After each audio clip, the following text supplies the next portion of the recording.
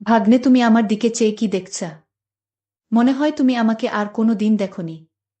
আমি বললাম, মামি, দেখছি তোমার রূপ, তোমার সৌন্দর্য। আজকে তোমাকে যে সুন্দর লাগছে, এর আগে কোনো দিন এত সুন্দর তোমাকে দেখা যায়নি।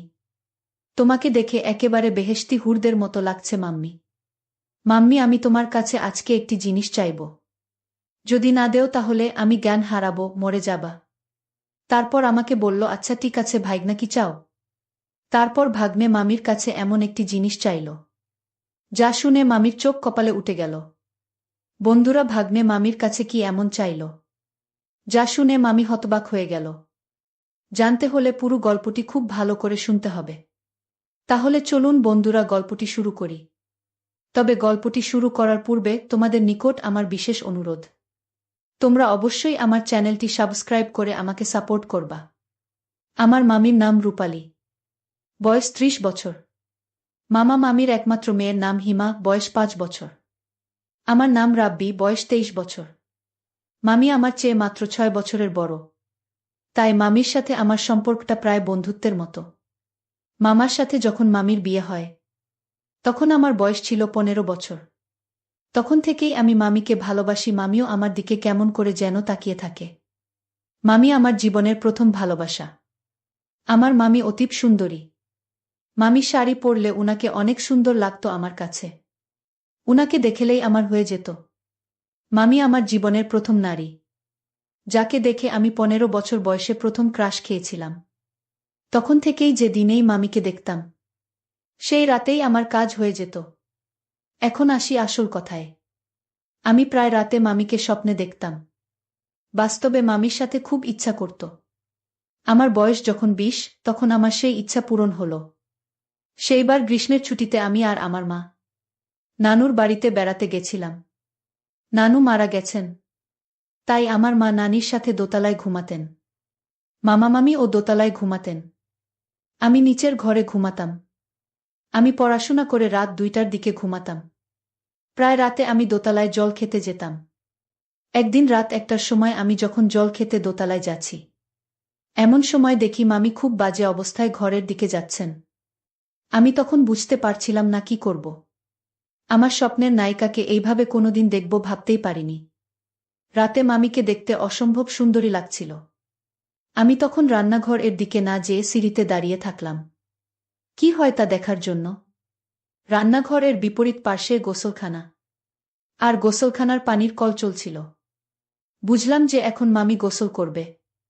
নিশ্চয় মামা মামি এতক্ষণ ভালো করে এনজয় করছিল। এসব ভাবতে ভাবতে আমি সিঁড়ির পাশে লুকিয়ে গেলাম, যাতে মামি গোসল করার সময় আমাকে দেখতে না পায়। কিছুক্ষণ পর মামি উনার ঘর থেকে জামা কাপড় নিয়ে আসলেন। মামি আসার সময় আমি মামিকে প্রাণভরে দেখতে লাগলাম। অন্যরকম অবস্থায় মামিকে দেখতে অনেক সুন্দর লাগছিল। তারপর মামি গোসলখানায় চলে গেলেন। আমিও পেছন পেছন গেলাম। দরজার এক পাশ দিয়ে একটু দেখা যাচ্ছিল। আমি লুকিয়ে খুব আরাম করে দৃশ্য দেখলাম। আহা, কি যে শান্তি লাগছিল, তা তোমাদের বলে বোঝাতে পারবো না বন্ধুরা। মনে মনে ভাবলাম, দেখেই যদি এত শান্তি লাগে, তাহলে পেলে না জানি কত শান্তি লাগবে। ভাবতে ভাবতে আমার রুমে চলে এলাম।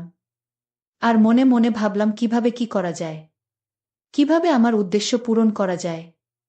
মামির এসব দৃশ্য দেখে আমার মাথা ভন ভন করে ঘুরতে শুরু করল। মনে মনে ভাবলাম, আমি এসব কি দেখলাম। মনের অজান্তেই আমার বিশেষটা নিয়ে আপন সুখে অন্যরকম আচরণ করতে শুরু করলাম। অনেকক্ষণ পর যখন আমার হয়ে গেল, তখন খুব শান্তি পেলাম। কিন্তু মাথার মধ্যে তো একটা চিন্তা, কিভাবে আমার স্বপ্নের নায়িকাকে, মানে মামির সবকিছু কিভাবে কখন আমি দখল করতে পারি। এই চিন্তা করতে করতে হঠাৎ করে আমার কি জানি হয়ে গেল। বুঝতেই পারছেন বন্ধুরা, আমার অন্য কিছু হয়ে গেল। আর আমি একটু স্বস্তি ফিরে পেলাম।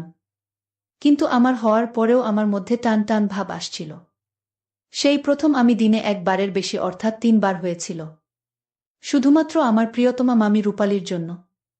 সেই রাতে পুরো এলোমেলো হয়েই ঘুমিয়ে পড়েছিলাম। পরদিন সকাল থেকেই আমি প্ল্যান করতে থাকি, যেভাবেই হোক মামিকে রাজি করাতে হবে। এর ২ দিন পর মামা ব্যবসার কাজে ঢাকা চলে গেলেন। সেই দিন বিকালে মা নানিকে নিয়ে পাশের গ্রামে মায়ের চাচার বাড়ি বেড়াতে গেল। যাবার সময় বলে গেল, ফিরতে রাত ৯টা থেকে ১০টা বাজবে। হিমা ছোট্ট ছিল বলে মামি মা আর নানির সাথে গেলেন না। আর বাসায় অন্য কোনো পুরুষ মানুষ না থাকায় আমাকে মামির নিরাপত্তার জন্য থাকতে বলল। আমি তো তখন অত্যধিক খুশি হয়েছিলাম, যা ভাষায় প্রকাশ করা যাবে না। আমি মনে মনে বললাম, এইটাই সুযোগ মামিকে পটানোর।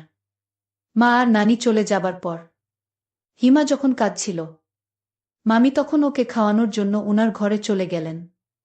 2 মিনিট পর আমিও মামির ঘরে গেলাম।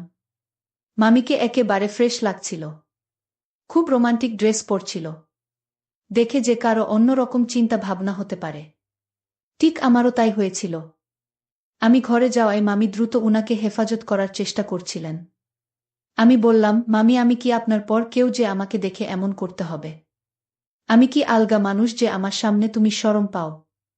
আমি তো তোমার ছেলের মতো। মামি আমাকে দেখে বলল, তুমি এত শরম পাও কেন? মামি বলল, না এমনি।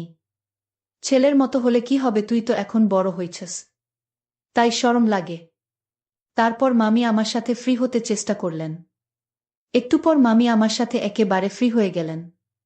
আমি মামিকে বললাম, মামি, আপনার মেয়ে ঘুমালে আজকে আমি আর আপনি লুডো খেলব। যদি আমি হেরে যাই, তাহলে আপনি যা চাইবেন আমি তাই দিব। আর যদি আপনি হেরে যান, তাহলে আমি যা চাইব তাই দিবেন। আমার প্রিয়তমা মামি কি আমার কথায় রাজি?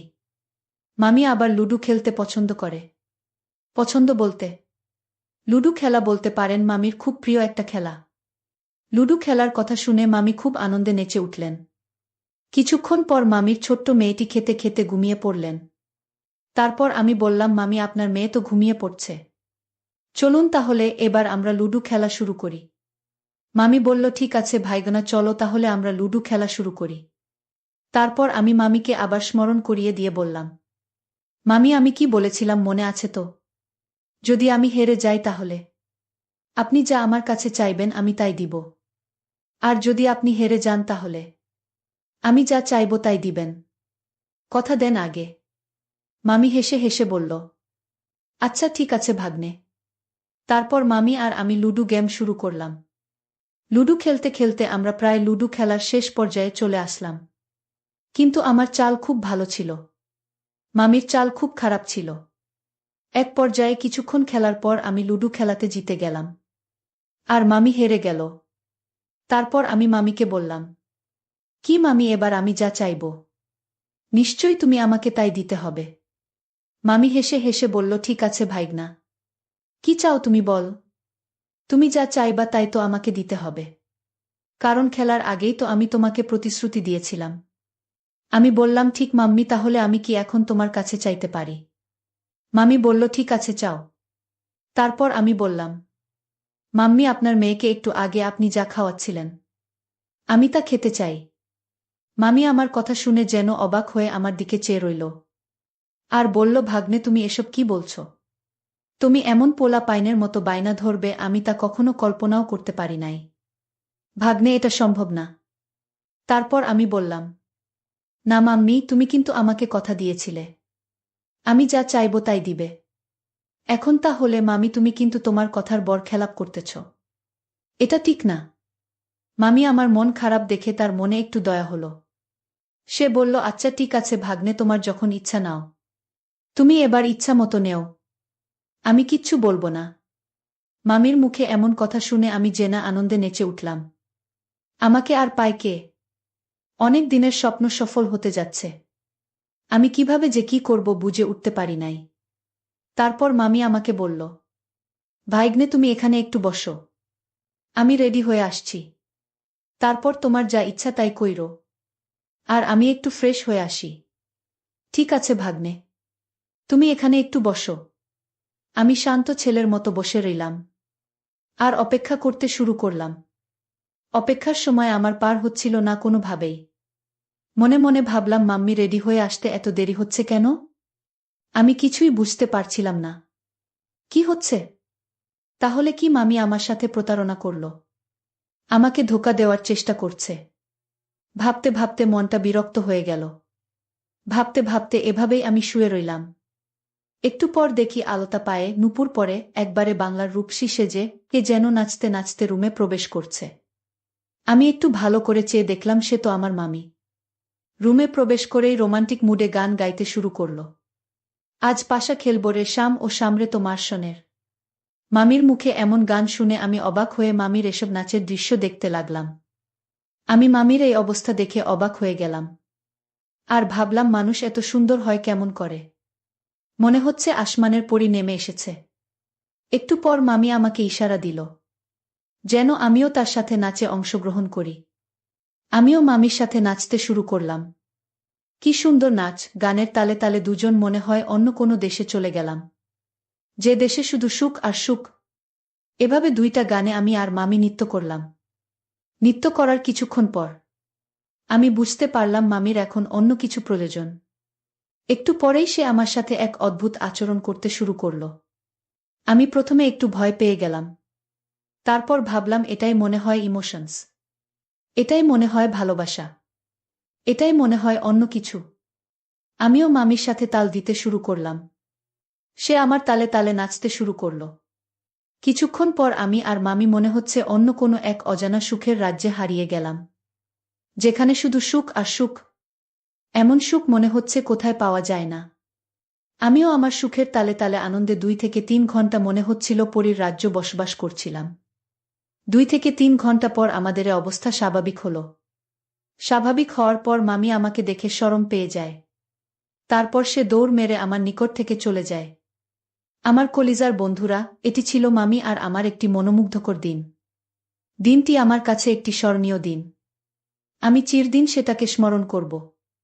সেটা ছিল আমার প্রথম অন্যরকম একটি অভিজ্ঞতা। আর এ দিনটি আমার কাছে অত্যন্ত একটি স্মরণীয় দিন, যেখানে আমি সর্বপ্রথম একটি স্বর্গীয় সুখ অনুভব করেছিলাম এবং একটি অন্যরকম নতুন অভিজ্ঞতা হয়েছিল। প্রিয় বন্ধুরা, এ দিনটিকে সত্যিই আমি কখনো ভুলতে পারব না। বন্ধুরা, তোমাদের নিকট আমার একটি ছোট্ট প্রশ্ন। এ গল্প থেকে তোমরা কি শিখতে পারলে? দয়া করে কমেন্ট করে জানাবে। বন্ধুরা, ভিডিওটি যদি ভালো লাগে তাহলে একটি লাইক দিন। আর তোমরা যদি এইরকম ধরনের ইন্টারেস্টিং ভিডিও পেতে চাও, তাহলে দয়া করে আমার চ্যানেলটি সাবস্ক্রাইব করো। পরিশেষে তোমাদের সকলের নেক সুস্বাস্থ্য কামনা করি। ভিডিওটি দেখার জন্য তোমাদের সকলকে অসংখ্য ধন্যবাদ।